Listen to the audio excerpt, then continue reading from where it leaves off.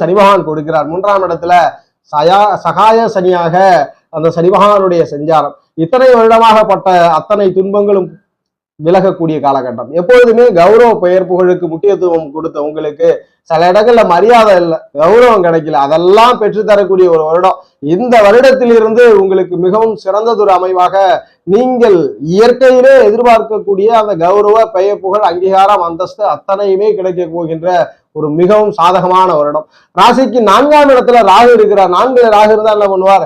ஹெல்த்தையும் பார்த்துக்குங்க. ஏன்னா ரொம்ப காலம் கழிச்சு நல்ல நேரம் வருது, ரொம்ப வருடங்கள் கழித்து மிகவும் அருமையா இருக்கு. அதற்கு ஒரு உடல் தடையை கொடுக்கறதுக்கு ராகு இருக்கிறார். உடனடியா நரம்பு சம்பந்தமான ஒரு செயல்களிலோ அல்லது ராகு என்பவர் ஓரளவுக்கு மேல எதிர்பாராத நோய்களை கொடுப்பார். அப்ப உடலை மட்டும் கான்ஸ்டன்டா பார்த்துக்கணும். மற்றபடி சனி பகவானுடைய சஞ்சாரம் அதீத சாதகமாகவும் அதீத நல்லவலனோடு இருக்கக்கூடிய ஒரு காலமாக அமைகிறது. குரு பகவான் எப்படி இருக்கிறார்? ராசிநாதனே 5ஆம் இடத்திலிருந்து